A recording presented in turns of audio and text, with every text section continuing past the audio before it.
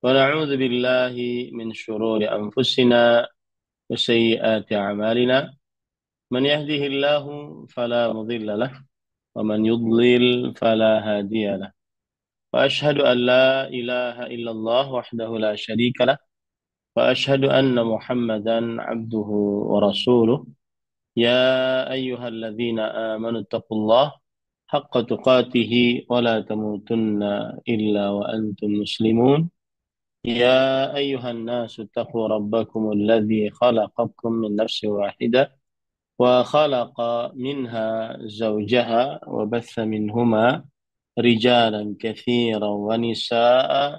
واتقوا الله الذي تساءلون به والأرحام، إن الله كان عليكم رقيبا.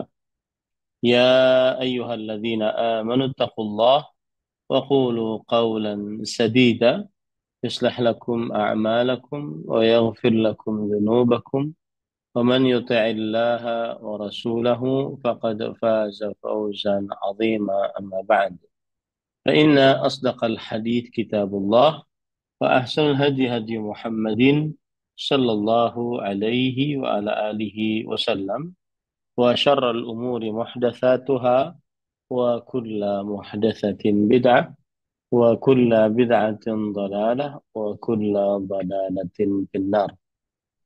Alhamdulillah, kita bersyukur pada Allah Subhanahu wa Ta'ala pada hari ini, hari Jumat, hari yang paling mulia di dalam sepekan, hari rayanya kaum muslimin setiap pekannya.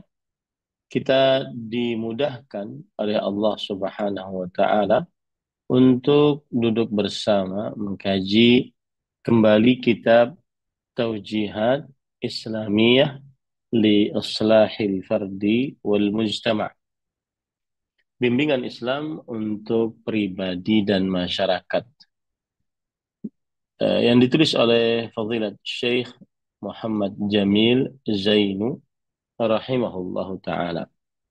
Salawat dan salam semoga selalu Allah berikan kepada Nabi kita Muhammad sallallahu alaihi wa ala alihi wasallam, pada keluarga beliau, para sahabat, serta orang-orang yang mengikuti beliau sampai hari kiamat kelak. Dengan nama-nama Allah yang husna dan sifat-sifatnya yang mulia, kita berdoa, Allahumma inna nas'aluka ilman nafi'an wa rizqan tayyiban wa amalan mutaqabbala. Allahumma amin. Ahibati fillah, afanillah wa iyyakum. Pada pertemuan sebelumnya kita sudah sampai kepada uh, pembicaraan tentang min akhlaqir Rasul sallallahu alaihi wasallam, di antara akhlak-akhlak Rasulullah sallallahu alaihi wa ala alihi wasallam, yaitu kita sudah memulai beberapa hadis yang berkaitan dengan uh, akhlak, yang berkaitan dengan akhlak dan keutamaan dari akhlak, ya, keutamaan dari akhlak. Eh, dan itu materi yang pada 2 pekan yang lalu kita sudah bahas. Saya bawakan dari kitab Hadithul Akhlak, hadis-hadis akhlak, yang ditulis oleh Fadilat Syekh Profesor Dr. Abdul Razak bin Abdul Muhsin Al-Badr hafizahumullah ta'ala. Dan pada pertemuan kali ini kita melanjutkan tentang beberapa keutamaan-keutamaan dari akhlak yang mulia, ya, agar kita semangat berakhlak yang mulia. Karena kalau saya perhatikan apa yang disebutkan oleh penulis di dalam kitabnya adalah bahwa beliau langsung menyebutkan tentang contoh akhlak Rasulullah Shallallahu Alaihi Wasallam. Akan tetapi tidak dimukaddimahi dengan keutamaan-keutamaan akhlak.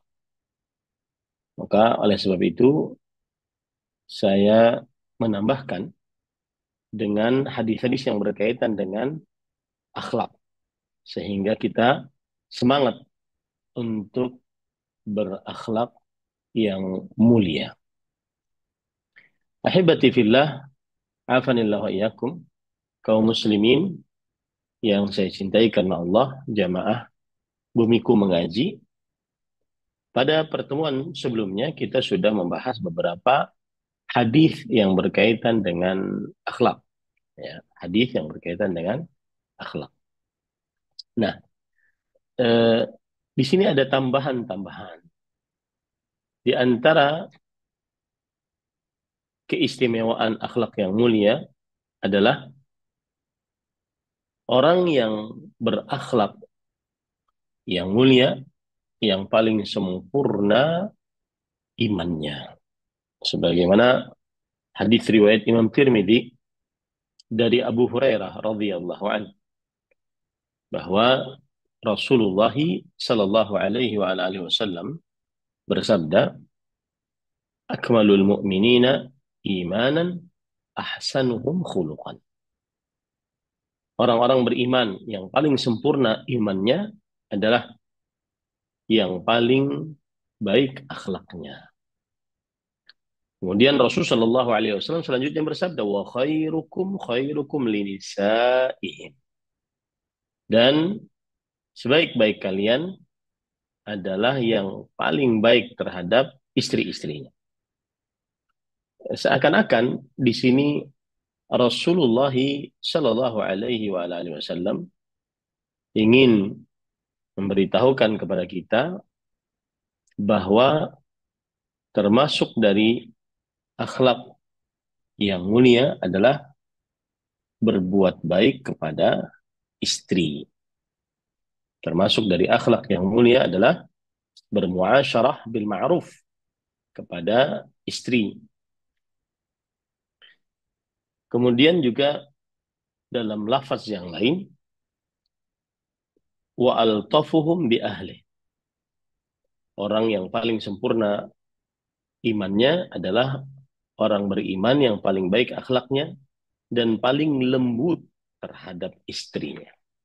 Nah, ini sering saya nasihatkan untuk diri saya pribadi dan juga kepada para suami, bahwa para suamilah yang dituntut untuk berbuat baik kepada istri, untuk berbuat lemah lembut terhadap istri.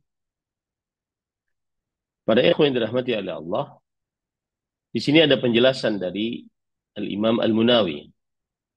Qala Al-Halimi, berkata Al-Halimi, dalla ala anna husnal khuluq imanun wa adamahu nuqsanu imanin. Ini menunjukkan bahwa akhlak yang baik adalah iman, dan ketidakberadaan akhlak yang baik kekurangan iman. Wa annal mu'minina yatafawatuna fi imanihim. Dan orang-orang yang beriman, mereka berbeda-beda di dalam iman mereka. Faba'dhum akmalu imanan min ba'd.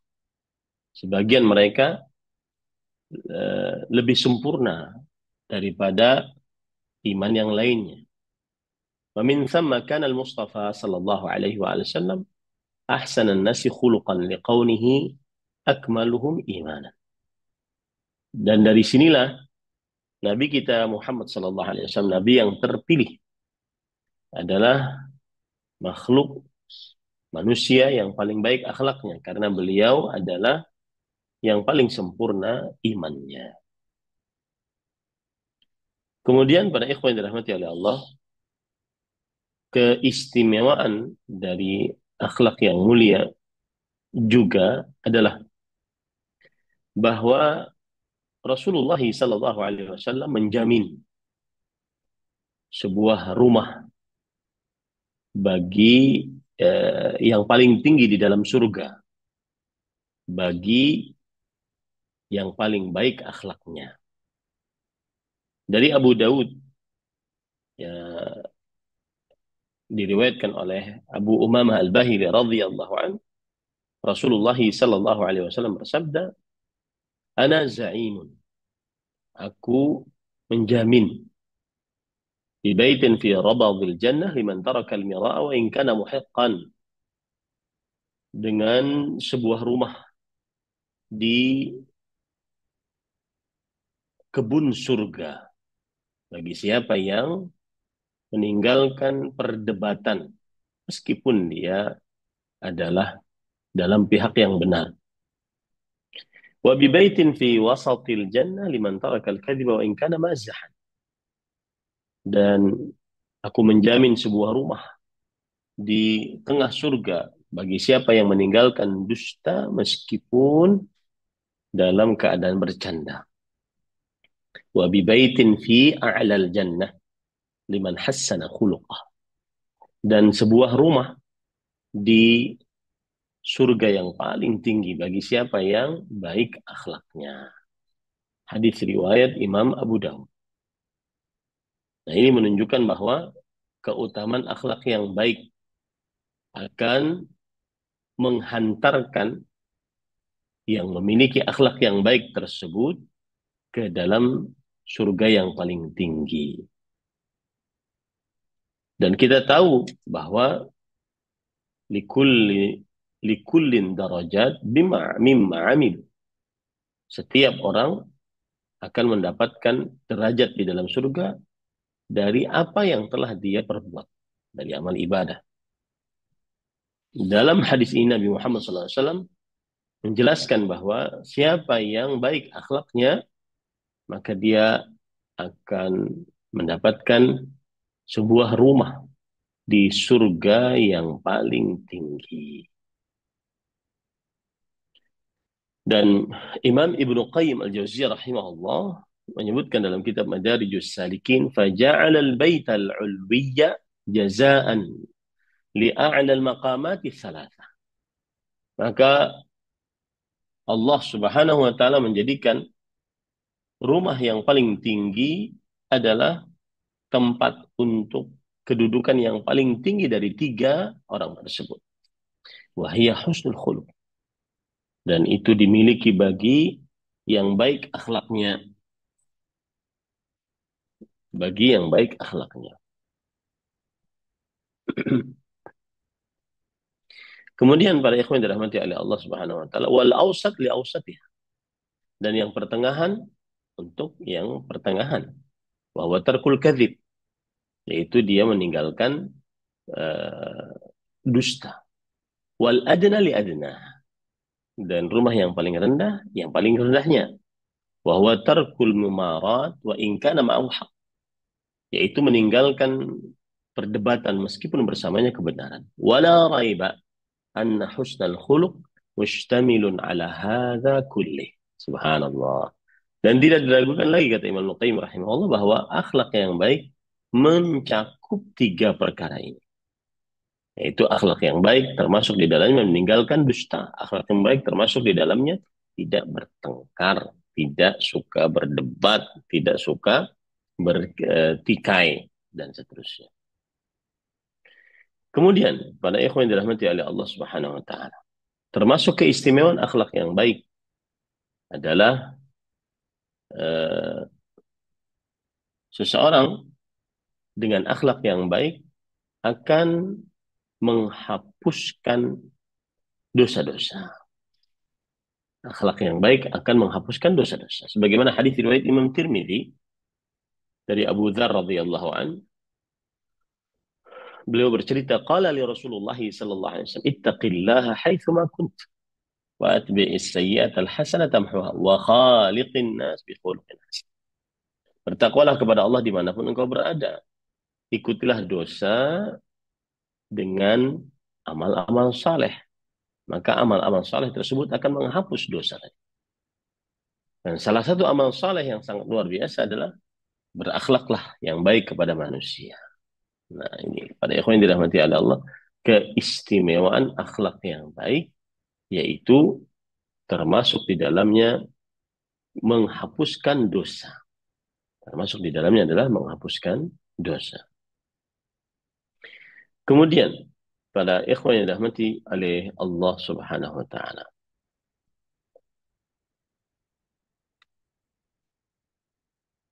Termasuk daripada hadis-hadis yang berkaitan dengan akhlak yang mulia adalah yaitu seseorang yang berakhlak yang mulia maka akan dicintai oleh makhluk makhluk Allah Subhanahu wa taala. Seperti misalkan akhlak-akhlak yang mulia di antaranya adalah la yu'minu ahadukum hatta yuhibba li akhihi ma yuhibbu li nafsihi. Tidak beriman salah seorang di antara kalian sampai ia mencintai untuk saudaranya apa yang ia cintai untuk dirinya sendiri. Orang yang berlaku seperti ini maka niscaya dia akan dicintai oleh orang lain. Kemudian juga termasuk dari akhlak yang baik yang mendatangkan cinta orang lain adalah berkata baik. Kalau tidak bisa, maka lebih baik dia. Paling disungkai oleh orang lain. Bagaimana hadis riwayat Imam Bukhari dan Muslim dari Nabi Muhammad SAW, beliau bersabda, "Man kana yu'minu billahi wal yawmil akhir, falyaqul khairan aw liyasmut." Siapa yang beriman kepada Allah dan hari akhir, maka hendaklah dia mengucapkan kebaikan atau dia diam. Kemudian juga berdasarkan hadis riwayat Imam At-Tirmidzi, Rasul sallallahu alaihi wasallam bersabda, "Min husni islamil mar'i tarkuhu ma la ya'ni." Termasuk kebaikan keislaman seseorang meninggalkan sesuatu yang tidak bermanfaat untuknya. Nah, ini akan dicintai oleh orang lain. Kalau seandainya dia menjaga lisannya, ini adalah hadis-hadis yang berkaitan dengan keutamaan akhlak yang baik. Dan masih banyak lagi hadis-hadis yang lain. Kita masuk kepada apa yang disebutkan oleh penulis. Ahibati fillah, afanillah wa iyyakum. Kaum muslimin yang saya cintai karena Allah, semoga Allah Subhanahu wa taala selalu memberikan afiat kepada kita di dunia dan akhirat. Sebenarnya masih banyak berkaitan dengan akhlak ya. Yang perlu kita ketahui gitu ya, yang perlu kita ketahui. Karena penulis sekali lagi beliau menyebutkan tentang akhlak-akhlak Rasul Shallallahu Alaihi Wasallam saja, sedangkan pendahuluan tentang akhlak itu sebenarnya kita harus ketahui. Nah, di antara yang harus kita ketahui pada ikhwan yang dirahmati oleh Allah Subhanahu wa taala bahwa eh, akhlak yang mulia itu sumbernya dari dua. Jadi standar bahwa ini adalah akhlak yang mulia sumbernya dua, yaitu Al-Quran, Kitabullah Azza wa Jal, dan hadis sunnah Nabi Muhammad Sallallahu Alaihi Wasallam yang sahih.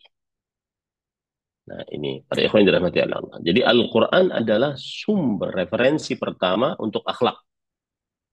Dan ayat-ayat yang mengandung ajakan untuk berakhlak yang mulia dan melarang dari akhlak-akhlak yang buruk sangatlah banyak.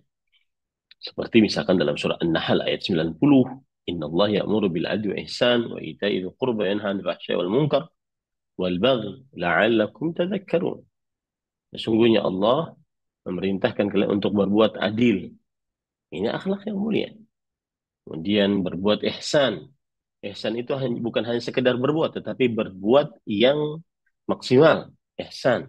Ya, yang eh, telaten, yang sempurna.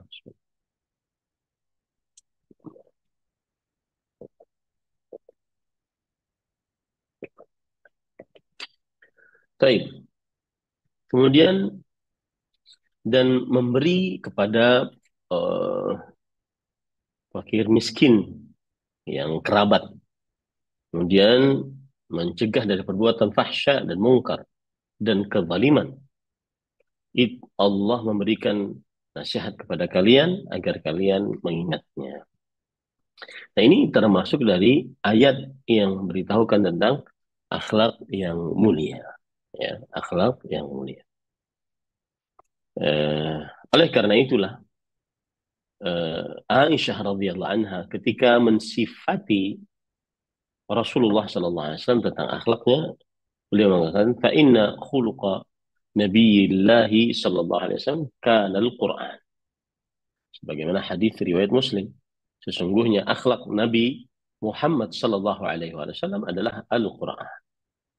Yang mana maknanya kata Imam Ibnu Katsir rahimahullah, annahu qad alzama nafsahu alla yaf'ala illa ma amarahu bihi al-Qur'an. Bahwa beliau mewajibkan terhadap diri beliau sendiri bahwa beliau tidak berbuat sesuatu kecuali yang diperintahkan oleh Al-Qur'an. Wala yatruka illa ma nahahu anhu al-Qur'an. Dan beliau tidak meninggalkan sesuatu kecuali apa yang dilarang oleh Allah. Fasara imtithalu amir rabbih khuluqan lahu wasajiyah. Maka akhirnya ketika beliau mentaati perintah Allah Subhanahu wa taala menjadi sebuah tabiat yang sudah terbiasa, dan itulah akhlak. Sudah menyebutkan bahwa akhlak itu adalah sebuah sifat yang keluar dari diri manusia yang tanpa berpikir panjang dia akan keluar karena sudah menjadi tabiatnya. Itulah akhlak. Nah, ini pada ikhwan yang dirahmati oleh Allah Subhanahu wa taala. Dan sumber referensi yang kedua adalah As-Sunnah An-Nabawiyah, yaitu hadis Nabi Muhammad sallallahu alaihi wa alihi wasallam yang sahih tentunya. Karena yang tidak sahih tidak diperlukan kita untuk mengerjakannya. Fi sahihil hadis syughlun an saqimih, kata Imam Ibnul Mubarak rahimahullah. Di dalam hadis yang sahih itu syughlun. Syughlun itu menyibukkan dari hadis yang lemah. Ya. Dan apabila ada orang bertanya apa dalil bahwasanya akhlak yang baik sumbernya adalah hadis Rasul Shallallahu Alaihi Wasallam, disebutkan oleh Allah dalam Al-Quran surat Al-Hasyr ayat 7. Wa ma atakum rasulu fakhudhuh wa ma nahakum anhu fantahu. Yang artinya apa saja yang Rasulullah Shallallahu Alaihi Wasallam bawakan terhadap kalian maka ambillah, dan apa saja yang Rasulullah Shallallahu Alaihi Wasallam larang kalian atasnya maka jauhilah dan bertakwalah kepada Allah Subhanahu Wa Taala. Ini menunjukkan bahwa sumber referensi akhlak adalah Al-Quran dan hadis. Nah, ini penting, poin penting, karena sebagian orang menimbang akhlak itu dengan hawa nafsunya. Dikatakan tidak berjilbab, yang penting jujur, itu adalah akhlak yang mulia. Ini tidak benar. Ya. Tidak berjilbab adalah akhlak yang buruk karena menentang Allah dan Rasulnya Sallallahu Alaihi Wasallam. Meskipun dia jujur. Nah, itu dia. Kemudian para ikhwan dirahmati oleh Allah Subhanahu wa taala,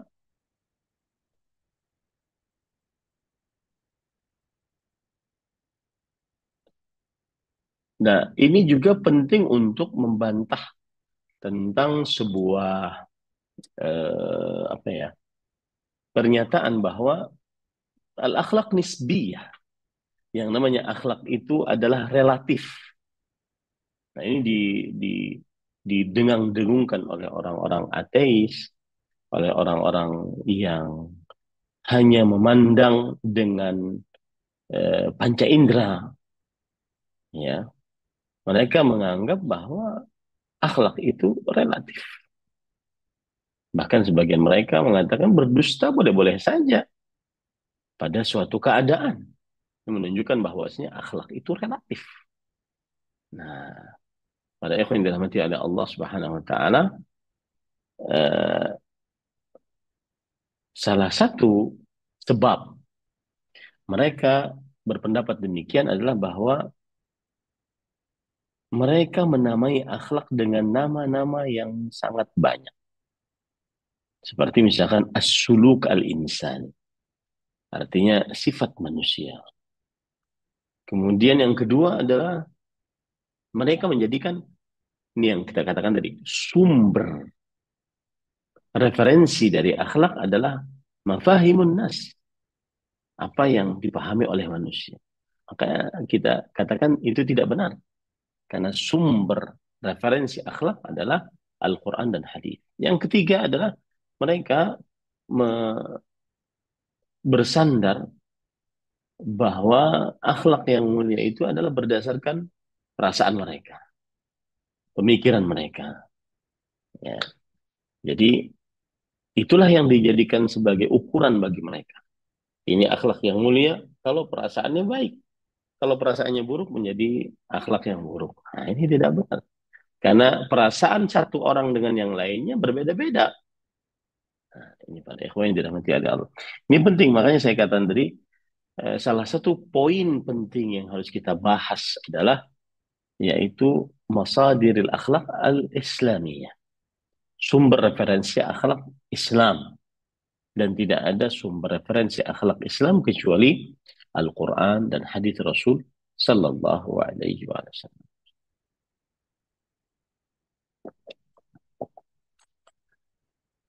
Ahibati fillah, afanillah wa iyyakum. Kemudian juga yang patut diperhatikan dalam akhlak adalah yaitu seseorang harus mengetahui bahwa akhlak itu terbagi antara fitriyah dan muktasabah. Fitriyah artinya sesuai dengan tabiat diri seseorang. Dan muktasabah artinya dia bisa berakhlak demikian melalui proses pembelajaran yang sedemikian rupa. Nah, ini para ikhwan yang dirahmati oleh Allah Subhanahu wa taala. Uh, Sebagian manusia memang dia diberikan oleh Allah Subhanahu wa taala akhlak-akhlak yang baik seperti suka diam, tidak tergesa-gesa, ya, dan teliti, itu akhlak-akhlak yang baik. Kemudian pada ikhwan dirahmati oleh Allah Subhanahu wa taala, ada akhlak yang memang orang melalui proses belajar. Seperti misalkan perkataan Imam Ibnu Qayyim al-Jauziyah rahimahullah. Beliau berkata, "Fa in qulta hal yumkin an yaqa al-khuluqu kasbiyan am huwa amrun kharijun al-kasb?" Kalau ada orang bertanya kepadamu, apakah mungkin terjadi akhlak itu dengan proses pembelajaran atau dia adalah dari luar proses pembelajaran? Maka kata Imam Al-Qayyim rahimahullah ta'ala, yumkin an yaqa'a kasbiyan bitakhalluq wa takallub hatta yasira lahu sajiyah wa malakah. Mungkin, mungkin terjadinya akhlak dengan cara proses pembelajaran sampai akhirnya menjadi sifat yang sangat dalam di dalam dirinya. Seperti misalkan sabda Rasul Shallallahu Alaihi Wasallam untuk Ashaj Abdul Qais. Ada seorang sahabat yang bernama Ashaj Abdul Qais. Beliau Rasulullah Sallallahu Alaihi Wasallam bersabda, Inna fika khaslataini yuhibbuhum Allah. Sesungguhnya di dalam dirimu, wahai Ashaj Abdul Qais, ada dua sifat yang sangat dicintai oleh Allah Subhanahu wa taala. Al-hilmu wal anat. Al-hilmu, sabar yang tidak mudah balas dendam. Al-anat, tidak tergesa-gesa. Kemudian Ashaj bin Abdul Qais bertanya, Ya Rasulullah, ana atakhallaqu bihima am Allahu jabalani alaihima. Wahai Rasulullah SAW, aku yang belajar seperti itu atau Allah memang memberikanku dengan dua akhlak tersebut. Kemudian Rasul Shallallahu Alaihi Wasallam menjawab, Balillahu jabalaka alaihima. Tidak, tetapi Allah yang mensifati engkau dengan dua sifat tersebut. Maka Ashaj bin Abdul Qais atau Ashaj Abdul Qais berkata, Alhamdulillah. Alladhi jabalani ala khallataini yuhibbuhum Allah wa rasuluh. Ya. Segala puji bagi Allah yang telah memberikan aku sifat yang dengan dua sifat yang Allah Subhanahu wa taala dan Rasulnya mencintai keduanya.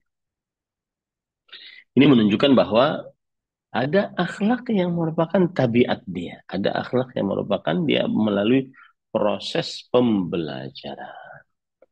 Makanya ada hadis Rasul Shallallahu Alaihi Wasallam riwayat Imam Muslim dari Ali bin Abi Thalib, Allah mahdini li ahsanil akhlak, la yahdi li ahsani illa anta, wasrif anni sayyi'aha, la yasrif anni sayyi'a illa anta. Ya Allah, berikan aku petunjuk untuk akhlak yang baik. Tidak ada yang bisa memberi petunjuk kepada akhlak yang baik kecuali Engkau. Dan jauhkanlah aku dari akhlak yang buruk. Tidak ada yang menjauhkan aku dari akhlak buruk kecuali Engkau. Ini menunjukkan bahwa Rasul Shallallahu Alaihi Wasallam menyebutkan bahwa ada akhlak yang merupakan proses pembelajaran dari seseorang. Dan ada akhlak yang memang takdir Allah Subhanahu wa taala Allah berikan seperti itu. Nah, ini juga pendahuluan tentang akhlak ya. Taib, pada ikhwan yang dirahmati oleh Allah, kita baca apa yang disebutkan oleh penulis. Min akhlaqir Rasuli sallallahu alaihi wasallam al-karim kana khuluquhul Quran. Yaskhatu li sakhatihi wa yarda li ridah, la yantaqim nafsihi, la yaghdabu laha illa an tuntahaka hurumatillah fayaghdabu lillah. Artinya adalah akhlak Rasul sallallahu alaihi wasallam Al-Quran. Dan ini sudah kita sebutkan tadi apa yang dimaksud dengan kana khuluquhul Quran, adalah akhlak Rasul sallallahu alaihi wasallam adalah Al-Quran. Eh, saya bacakan kembali penjelasan dari para ulama bahwa ketika Aisyah radhiyallahu anha berkata, "Kana khuluqul Quran," adalah akhlak Rasulullah sallallahu alaihi wasallam adalah Al-Quran. Maksudnya adalah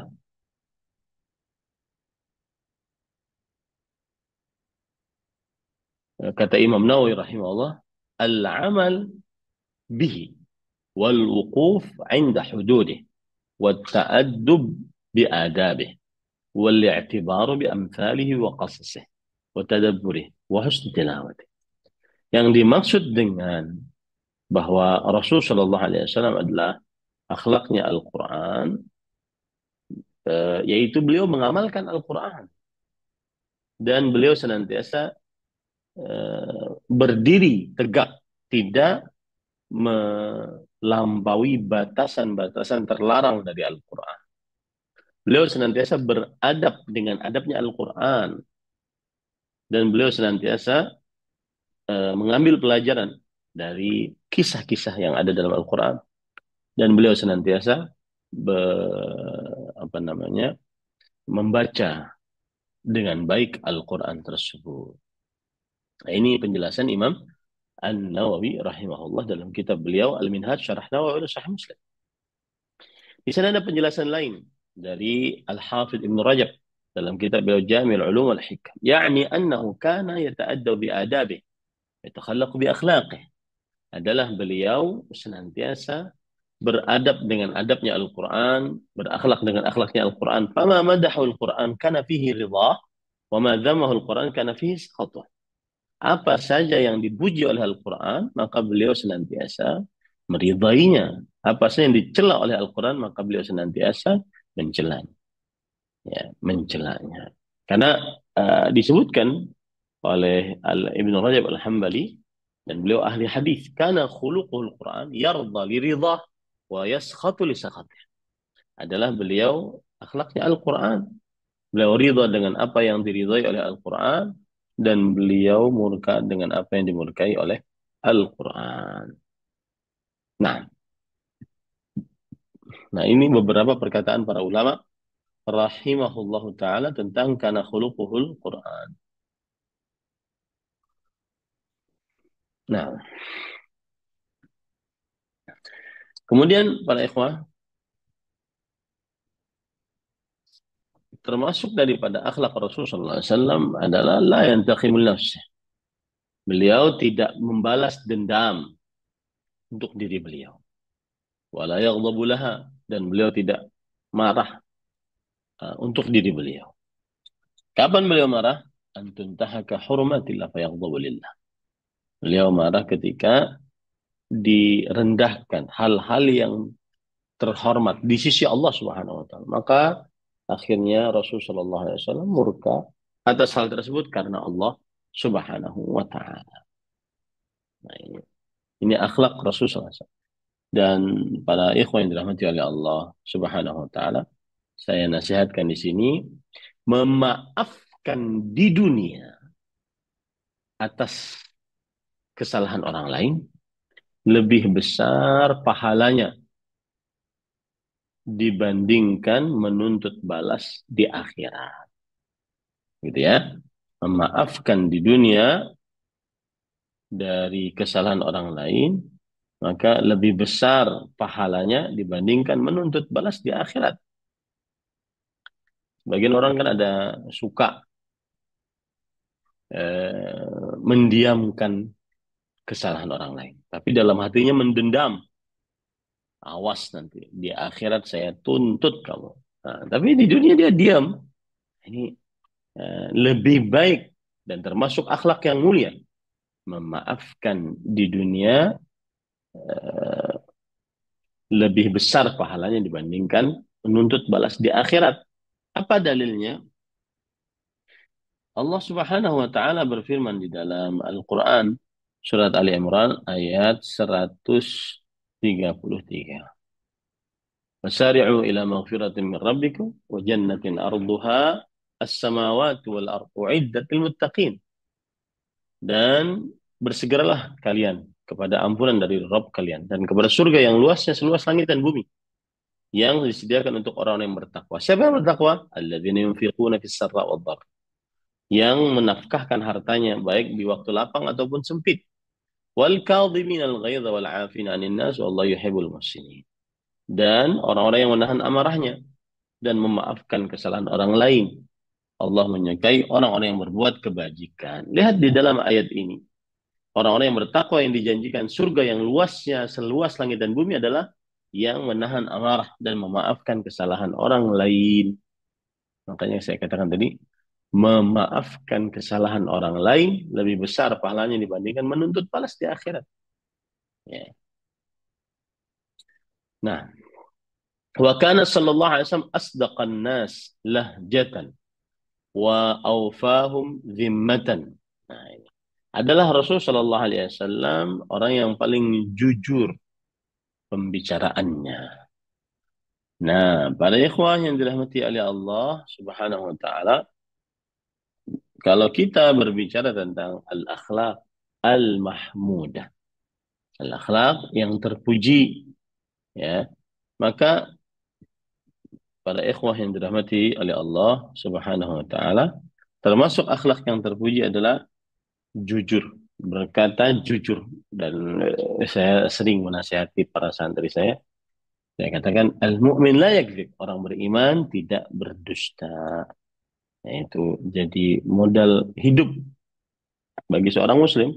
Orang beriman tidak berdusta.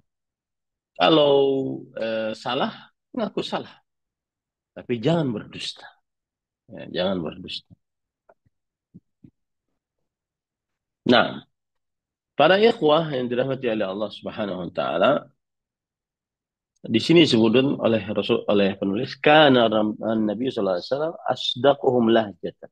Adalah Rasul sallallahu alaihi wasallam pembicaraannya paling jujur. Apa keistimewaan jujur di dalam Al-Quran, di dalam hadis, dan juga perkataan para ulama? Para ikhwan yang dirahmati oleh Allah, eh, Islam memerintahkan untuk jujur dan memerintahkan agar jujur di dalam setiap muamalat, di dalam setiap muamalat, yaitu transaksi-transaksi, hubungan-hubungan sosial yang dilakukan oleh seorang muslim. Dalam surat Taubah ayat 119 Allah Subhanahu wa taala berfirman, "Ya ayyuhalladzina amanu taqullaha wa kunu ma'as shadiqin." Wahai orang beriman, bertakwalah kepada Allah dan berusahalah bersama orang-orang yang jujur.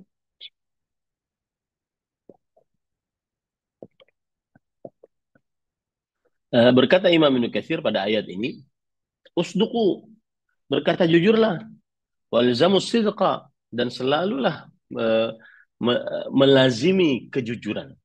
Takunu ma'ahli, niscaya engkau akan bersama orang-orang yang jujur. Wa tanju minal mahalik, dan engkau akan selamat. Wa yaj'al lakum farajan min umurikum wa makhraja. Dan Allah Subhanahu wa taala telah menjadikan bagi kalian jalan keluar dari perkara kalian. Nah, nah itu dari Al-Quran. Adapun dari hadis Rasulullah SAW, dan masih banyak ya dari Al-Quran karena waktu tidak cukup. Rasulullah Shallallahu Alaihi Wasallam bersabda, "Alaikum bis-sidq." Hendaknya kalian berbuat jujur. Fa inna sidqa yahdi ilal bir, wa inna birra yahdi ilal jannah, wa inna rajula yasduq wa yataharra sidqa hatta yaktaba indallahi sidqan. Hendaknya kalian berkata jujur, sesungguhnya kejujuran menghantarkan kepada kebaikan, dan kebaikan menghantarkan kepada surga. Dan sesungguhnya seseorang akan berkata jujur dan memperhatikan kejujuran sehingga ditulis oleh Allah Subhanahu, ditulis di sisi Allah Subhanahu sebagai orang-orang yang jujur, yang siddiq, ya para ikhwan yang dirahmati oleh Allah Subhanahu wa taala. Kata Imam An-Nawawi dalam kitab Al-Minhaj Syarah Nawawi Sahih Muslim, qala al-ulama hadha fihi hasun ala tahri sidq. Ini terdapat perintah untuk benar-benar memperhatikan kejujuran, ya. Wa huwa qasduhu, dan kejujuran adalah maksudnya. Wal i'tinau bihi, dan sangat memperhatikan tentang kejujuran. Wa 'ala at-tahdhir min al-kadhib wa at-tasahhul bih. Dan para ulama juga mengatakan agar menjauhi dusta dan bermudah-mudah dengan dusta. Fa innahu idza tasahala fihi kathura minhu fa'urifa al-kadzdzabin fa'urifa bihi. Karena siapa yang bermudah-mudah di dalam uh, kejujuran ini, maka dia akan terkenal dengan kedustaan tersebut. Lalu dia dikenal dengan kedustaannya. Dan sebaliknya, kalau orang jujur juga seperti itu. Intinya akhlak yang mulia yang kita dapati, karena sallallahu alaihi wasallam asdaqun nasi lahjatan. Adalah Rasul sallallahu alaihi wasallam yang paling jujur pembicaraannya. Nah, kira-kira di situ dulu ya. Nanti insya Allah kita lanjutkan karena waktu yang tidak mencukupi. Wallahu a'lam.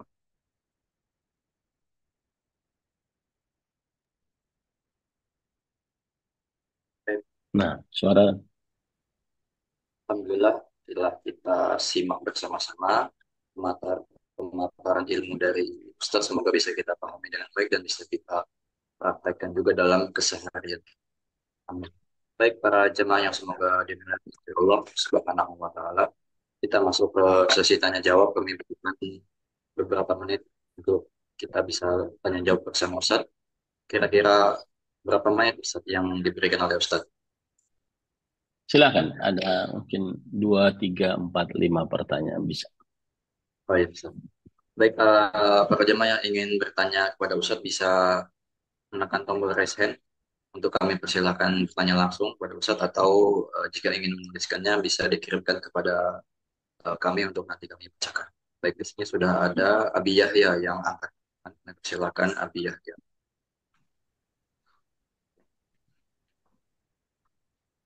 Assalamualaikum warahmatullahi wabarakatuh. Waalaikumsalam warahmatullahi wabarakatuh.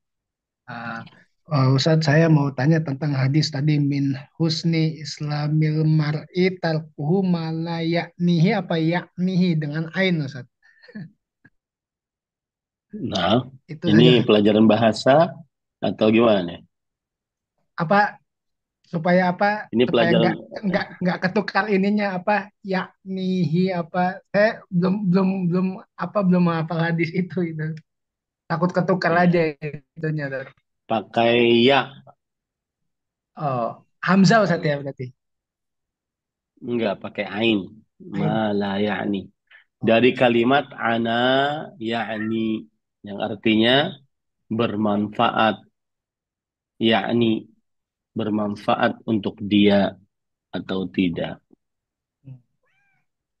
Nah, itu itu pertanyaan pertama saat yang kedua, terus pertanyaan kedua, bagaimana apa sifat jujur itu kita meski melatih diri kita Ustaz untuk selalu jujur itu. Kalau sekarang kan kayaknya jujur itu kayaknya susah banget. Ya, itu tanda hari kiamat, Pak. Rasul Shallallahu Alaihi Wasallam bersabda, termasuk dari tanda hari kiamat adalah yusaddaqu fiha al-kadhib wa yukadzabu fiha as-sadiq. Yang artinya bahwa orang yang berdusta akan dikatakan jujur dan orang yang berkata jujur dikatakan dusta. Nah, itu termasuk daripada tanda hari kiamat nanti kelak. Ya. Nah, Terima kasih Ustaz. Assalamualaikum warahmatullahi wabarakatuh. Waalaikumsalam warahmatullahi wabarakatuh. Dan saya belum jawab pertanyaan Bapak tadi. Jadi itu tanda hari kiamat dan kemudian apakah bisa orang jujur ataukah dia harus melatih dirinya? Nah, jawabannya iya. Maka saya katakan tadi, saya punya santri, senantiasa kita mempunyai slogan al-mu'min la yakdzib. Orang beriman tidak berdusta. Dia mungkin berbuat salah. Kalau dia berbuat salah kepada Allah, dia bertobat kepada Allah Subhanahu wa taala. Berbuat salah kepada manusia, dia ngaku salah, tapi tidak berdusta. Ya. Misalkan terlambat kerja, ya ngaku dia, saya terlambat. Tapi berdusta, tidak. Ya Allah alam. Nah. Baik, Alhamdulillah. Terima kasih Ustaz atas jawabannya. Ahsanallahu ilaik. Kita lanjutkan ke penanya berikutnya, Ibu Yuniarti. Silakan Bu Yuniarti bisa bertanya kepada Ustaz. Iya, Pak Ustadz. Assalamualaikum warahmatullahi wabarakatuh. Assalamualaikum warahmatullahi wabarakatuh. Saya izin bertanya, Pak Ustadz. Kalau kita menilai orang jujur memang agak sulit ya, Pak Ustadz, ya, pada zaman sekarang ini. Misalnya kita ada kawan nih,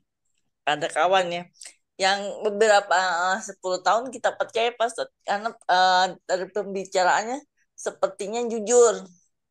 Nah, sudah karena kita sudah lama ya, dia tuh berkatanya jujur, tapi saya perhatikan gitu ya, kalau dia berkatanya seperti orang jujur, tapi ada seperti dia tuh ada keganjalan, seperti suka berbohong, terus suka mengambil hak-hak orang, itu bagaimana dikatakan jujur ya Pak Ustadz? Karena kalau kita menilai dari segi, ya kita melihatnya dia jujur, tapi kita ada keganjalan karena dia tuh suka berdusta gitu Pak Ustadz. Itu bagaimana Pak Ustadz kalau menemukan seperti itu Kijak?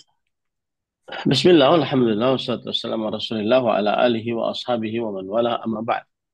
Apabila seorang muslim terkenal dengan dustanya, lalu kemudian dia berkata jujur, maka kita sebagai seorang muslim yang berhadapan dengannya, nahkumu ala zahirih. Kita menghukumnya secara zahirnya. Sudah.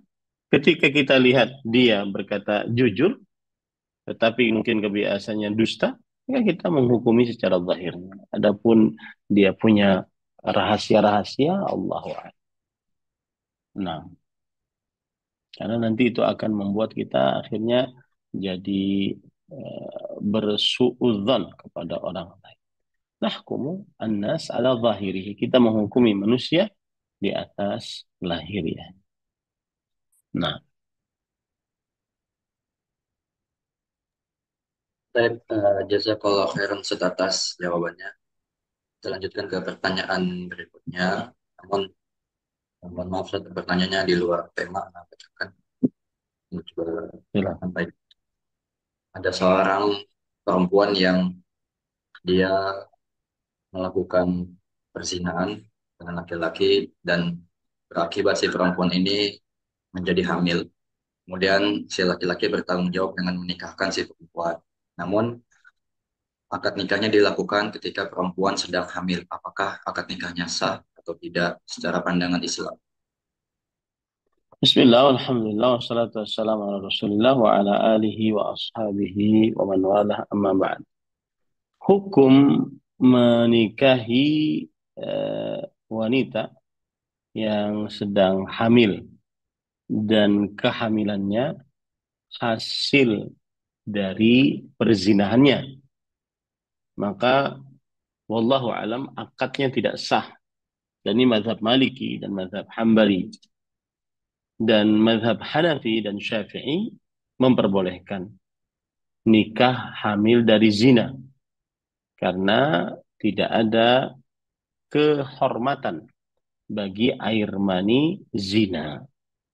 Akan tetapi jika yang menikahinya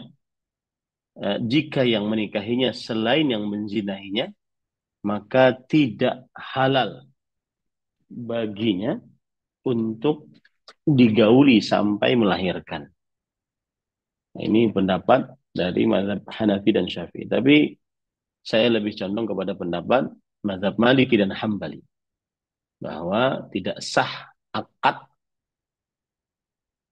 wanita hamil di apa dinikahi dalam keadaan hamil karena perzinahan. Berdasarkan hadis riwayat Imam Abu Daud, la tuta hamilun hatta tada'. Yang artinya wanita yang hamil tidak digauli sampai melahirkan. Hadis riwayat Tirmidzi dan disahihkan oleh Imam Al-Albani rahimahullah. Begitu juga hadis riwayat Imam Abu Daud dan dihasankan oleh Imam Al-Albani bahwa la yahillu limri'in yu'minu billahi wal yawmil akhir an yasqiya ma'ahu zar'a ghairihi. Tidak halal bagi seorang beriman kepada Allah dan hari akhir untuk menyiramkan air maninya kepada tanah lahan cocok tanam selainnya. Yakni ityanal hubala. Maksudnya itu menikahi, menggauli wanita-wanita hamil. Maka para ikhwan yang dirahmati oleh Allah Subhanahu wa taala, tidak halal atau tidak sah lebih tepatnya mengakad wanita yang sedang hamil. Wallahu a'lam. Jazakallah khairan Ustaz atas jawabannya. Kita lanjutkan ke pertanyaan berikutnya dari saudara Bambang Abu Emi. Assalamualaikum warahmatullahi wabarakatuh. Izin bertanya Ustaz, bagaimana cara suami merubah istri yang buruk akhlaknya padahal dia lulusan pondok yang cukup dikenal? Akhlaknya sudah beberapa kali menyakiti hati kerabat suami. Apakah perlu mempertahankan istri itu? Mohon nasihatnya Ustaz. Jazakallah khairan. Bismillah, alhamdulillah, wassalatu wassalamu ala rasulillah. Yang pertama adalah nasihat saya berdoa kepada Allah. Berdoa agar diberikan istri yang akhlak yang baik. Ya, berdoa. Dan jangan diremehkan doa. Nah, doa itu sangat agung di dalam Islam. Ma min syai'in akrama 'ala Allah min ad-du'a. Tidak ada sesuatu yang paling berharga di sisi Allah dibandingkan doa.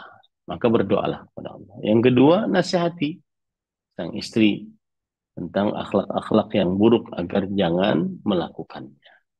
Nasihati sang istri. Dan sebutkan keistimewaan akhlak yang baik. Kemudian sebutkan ancaman-ancaman dari akhlak yang buruk. Sebutkan.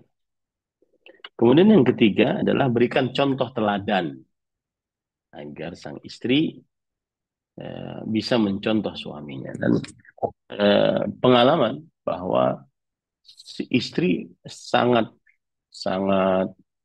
terpengaruh dengan kelakuan suaminya. Kalau suaminya berakhlak yang baik, maka niscaya sang istri juga akan berakhlak yang baik. Gitu ya.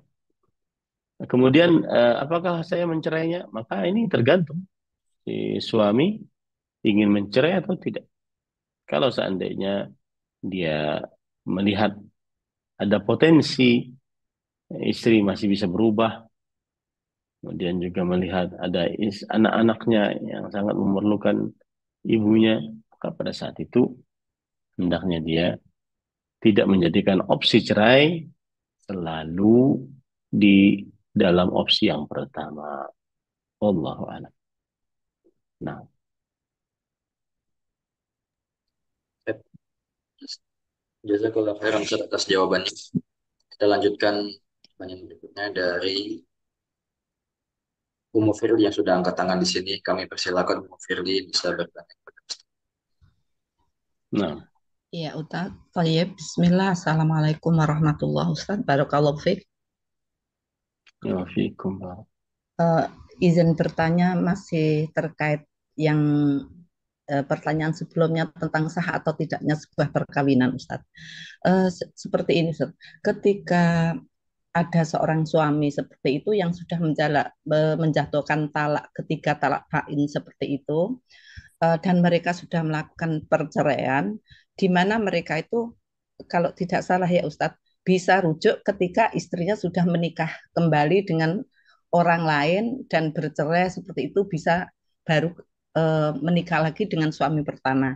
Nah, pertanyaannya ketika perceraian itu sudah terjadi lama dan istri memang ternyata bertahan untuk sendiri, suatu ketika mereka itu bertemu dan qadarullah pengen mengikat janji kembali, apakah ini dibolehkan atau tidak ya Ustadz? Karena si istri belum menikah lagi dengan lelaki lain seperti itu. Mohon pencerahannya Ustadz. Barakallahu fiik, jazakallah khairan. Bismillah, alhamdulillah, wassalatu wassalamu ala Rasulillah. Jawabannya sudah ibu jawab sendiri di awal.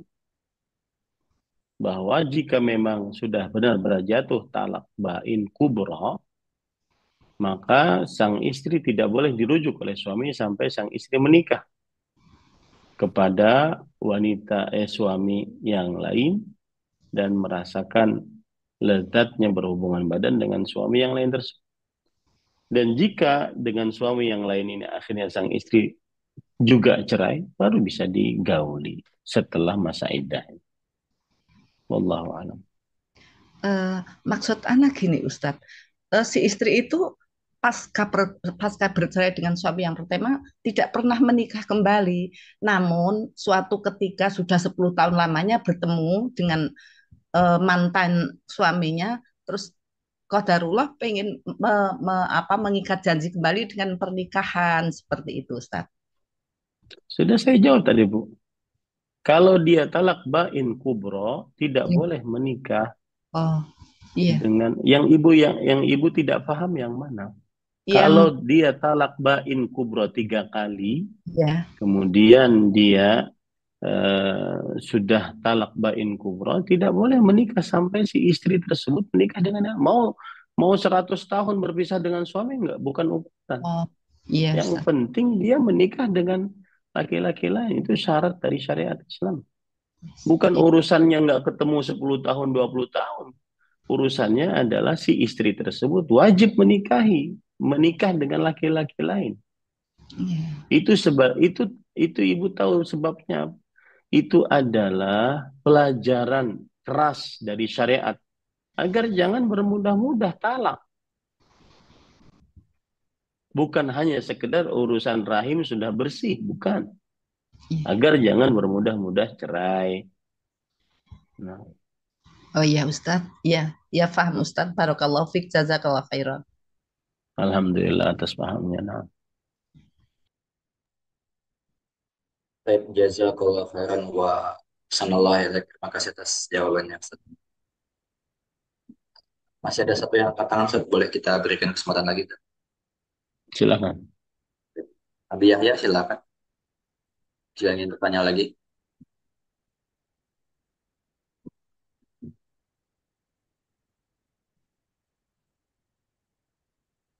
Saudara Abi Yahya. Atau kita alihkan ke penanya yang lain, yaitu Muhammad, silakan. Iya, jazakumullahu khairan Ustadz Agung. Alhamdulillah, jazakumullahu khairan Ustadz atas penjelasan materinya hari ini. Yang ingin ditanyakan adalah, yang pertama, Ustadz mohon pencerahan dan nasihatnya tentang penghafal Al-Quran yang pernah saya dengar bahwa hafalannya hanya sampai di tenggorokan. Nah, apakah ini karena penghafal Al-Qur'annya punya akhlak yang jelek sehingga hafalannya hanya dimengerti kulit luarnya saja, atau bagaimana penjelasannya Ustadz? Mungkin satu lagi nanti Ustadz.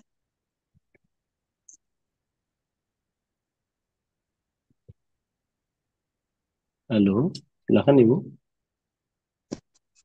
Ya Ustadz, belum terdengar? Silakan. Belum Ibu. Ya, ya Ustadz. Assalamualaikum warahmatullahi wabarakatuh. Pertanyaannya Ustadz, saya pernah mendengar bahwa ada penghafal Al-Quran yang itu sudah Ibu. hafalannya hanya... Sudah. Oh Saya ya, dengar itu tadi. Ada lagi pertanyaannya? ada yang kedua Ustadz. Silakan Bu.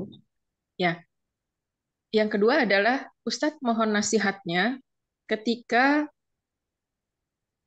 hati ini sepertinya selalu kotor kalau melihat adanya kecurangan di dalam keluarga Ustadz. Kotor di sini artinya rasanya ingin marah, padahal sebenarnya itu tidak boleh. Tapi sebenarnya marahnya hanya di dalam hati Ustadz, tidak dikeluarkan. Dan terkait dengan penjelasan Ustadz tadi bahwa ada seseorang yang dianugerahkan oleh Allah, sifatnya baik dan ada yang sifatnya jelek. Tapi yang lebih afdol adalah yang memang fitrahnya dia baik. Apakah kalau punya sifat seperti tadi, pemarah Ustadz, kita bukan orang yang punya keutamaan sifat baik? Mohon nasihatnya Ustadz. Jazakumullahu khairan. Bismillah, alhamdulillah, wassalatu wassalamu ala rasulillah wa ala alihi wa ashabihi wa man wala, amma ba'd.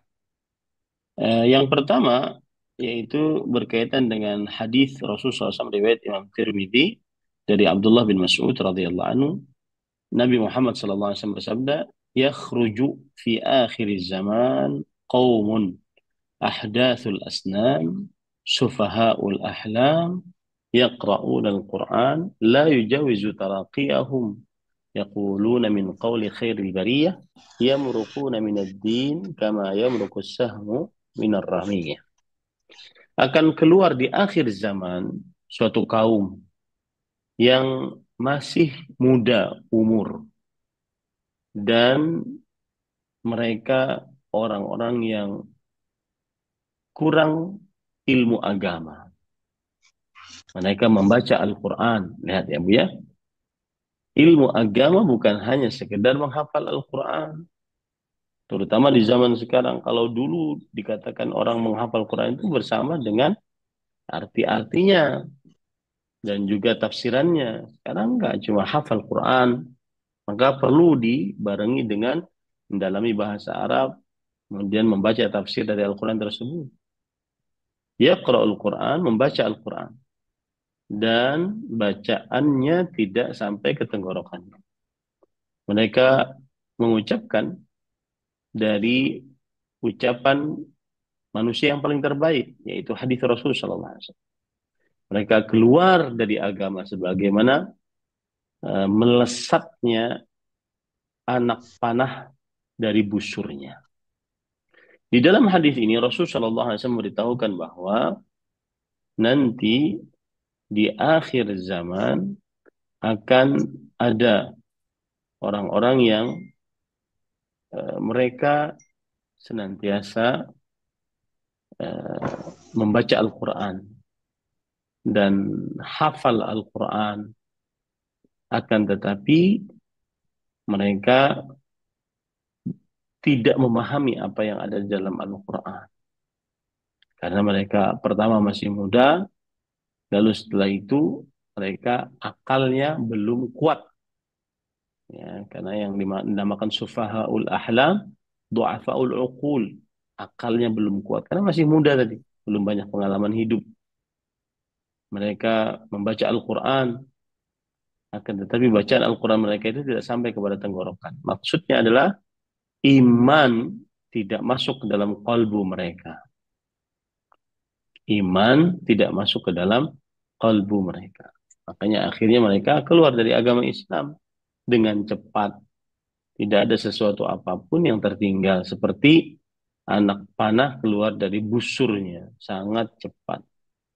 Dan ini adalah sifat kaum Khawarij yang tidak beragama, mencontoh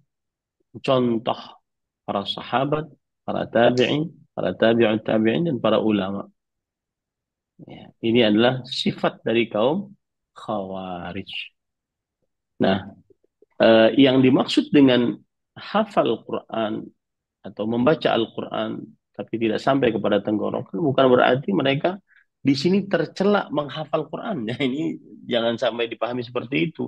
Makanya kemarin beberapa waktu yang lalu ada di media sosial komentar bahwa hati-hati para pembaca Al-Quran itu nanti bisa mengkafirkan orang. Nah, ini salah ini pemikiran seperti ini. Keliru, ya.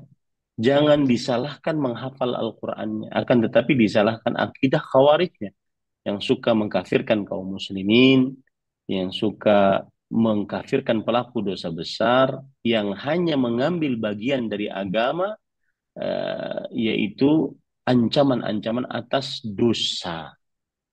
Jadi ada bagian dari agama itu, yaitu yang pertama adalah meyakini kasih sayang Allah, dan yang kedua meyakini siksa yang pedih yang dimiliki oleh Allah.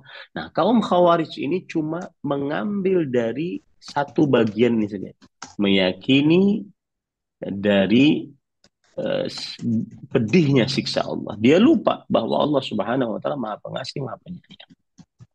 Nah, itu yang dimaksud dengan la yujawizu taraqiyahu.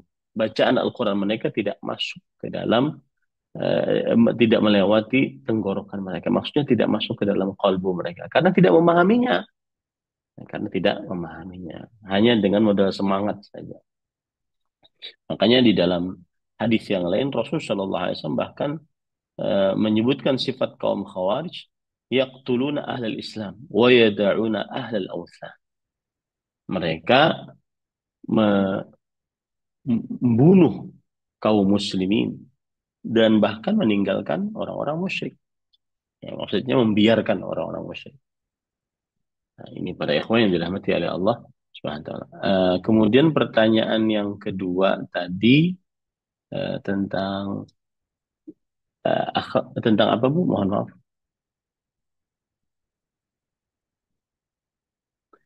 Pertanyaan yang kedua tadi kalau tidak salah tentang akhlak yang baik, apakah dia Iya, yang mendapat, dianugerahkan Ustadz.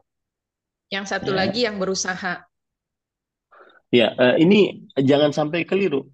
Tadi ada statement dari Ibu yang bertanya bahwa orang diberikan akhlak yang baik, maka itu lebih mulia daripada orang yang belajar akhlak yang baik. Enggak, malah Iya, yang belajar akhlak yang baik itu lebih utama dari satu sisi karena dia ada usaha. Misalkan ada orang temperamental, suka marah, maka pada saat itu dia tahu dirinya suka marah. Lalu dia mendapatkan hadis Rasulullah SAW. Man yatasabbar yusabbiruhullah. Siapa yang berusaha sabar, maka niscaya Allah Subhanahu wa taala akan memberikan kesabaran padanya. Nah, dia berusaha sabar, nahan lisan, nahan qalbu, menahan anggota tubuh kalau ada sesuatu yang membuat dia marah. Maka ini lebih baik dari satu sisi. Ada usaha dia. Saya beri contoh misalkan ya. Sabar. Sabarnya Nabi Yusuf alaihi salam saat menjauhi maksiat ketika diajak berzina oleh istri gubernur Mesir Al-Aziz. Ini lebih besar pahalanya dibandingkan sabarnya Nabi Yusuf dibuang oleh saudaranya ke dalam sumur yang kering, diambil oleh musafir, dibawa ke Mesir, dijual sebagai budak dengan harga yang murah, kemudian terpisah dengan bapaknya dan saudara-saudaranya. Nah, sabarnya Nabi Yusuf menjauhi maksiat lebih besar. Nah, sabar di sini kan perlu effort, ya. Ada sabar yang seseorang belajar dari keadaannya, dia bersabar akhir. Ada sabar yang memang dia diberikan oleh Allah Subhanahu wa taala kesabaran. Nah, kadang yang belajar, yang muktasab, yang dia dapat, bukan yang fitri, bukan yang merupakan fitrah yang Allah berikan, itu lebih besar pahalanya. Meskipun memang orang yang disifati oleh Allah dengan penyabar, dari awal memang akhlaknya dia penyabar, maka itu bagus dalam kehidupannya.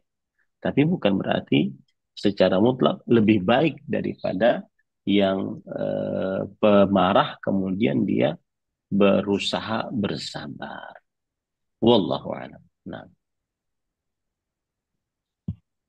Ya Ustadz, jazakumullahu khairan atas penjelasannya. Mungkin Ustadz bisa koreksi karena tadi Anda menulis secara tabiat, maksudnya bawaan itu lebih afdol dari yang kedua. Ya, itu yang jazakumullahu saya dengar khairan. tadi, Bu. Yang saya dengar tadi seperti itu. Iya. Nah, silahkan yang lain. Baik. Silakan ikhwal yang lain jika masih ada pertanyaan.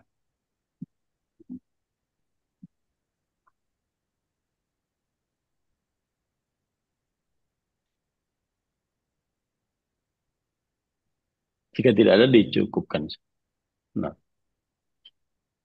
Baik Ustaz, jika sepertinya sudah tidak ada yang ingin bertanya, mungkin ada beberapa kalimat terakhir yang ingin Ustaz sampaikan, sekaligus Ustaz bisa menutup. Jazakallah khairan. baik. Bismillah, walhamdulillah, wassalatu wassalamu ala rasulillah, wa ala alihi wa ashabihi wa man wala, amma ba'd. Nasihat yang ingin saya sampaikan di penghujung kajian ini adalah sebuah perkataan dari Imam Al-Hasan Al-Basri rahimahullah yang disebutkan dalam kitab Az-Zuhd yang ditulis oleh Imam Ibnu Mubarak.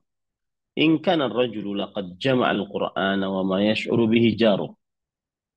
Ada orang yang sudah menghafal Al-Qur'an, mempelajarinya lengkap, tetapi tetangganya tidak mengetahuinya. Wa in kana ar-rajulu laqad faqiha al-fiqha al-katsira wa ma yash'uru bihi an-nas. Ada orang yang sudah belajar ilmu fikih dengan pembelajaran yang sangat banyak, tapi orang-orang tidak mengenalnya. Wa in kana ar-rajulu la yusalli as-salata at-tawilata fi baiti wa 'indahu zuwar wa ma yash'uru bih. Ada orang kadang bahkan sholat dengan sholat yang panjang di dalam rumahnya, padahal ada tamu di dalam rumahnya dan tamunya tidak merasakan akan hal tersebut. Walaqad adrakna aqwaman ma kana ala dhahril ardi min amalin yaqduruna ala an ya'malu fi sirrin fayakunu alaniyatan abadan. Dan sungguh kami telah mendapati orang-orang yang tidaklah pernah ada di atas muka bumi ini dari amalan yang mereka sanggup untuk mengerjakannya di saat rahasia, maka mereka tidak akan pernah sama sekali mengerjakannya di saat terang-terangan. Walaqad kana al-muslimuna yastahiduna fid du'a wa ma yusma'u lahum sautun in kana illa hamsan bainahum wa baina rabbihim azza wa jalla. Dan orang-orang terdahulu yaitu para sahabat Nabi radhiyallahu anhu, mereka semangat berdoa dan tidak terdengar suara mereka kecuali hanya sebutan atau ucapan-ucapan kecil antara mereka dengan Allah Subhanahu wa taala. Nah, ini Pada ikhwan yang dirahmati oleh Allah, perkataan ini memberikan pelajaran kepada kita bahwa agar senantiasa amalan apa saja yang bisa kita sembunyikan, sembunyikanlah.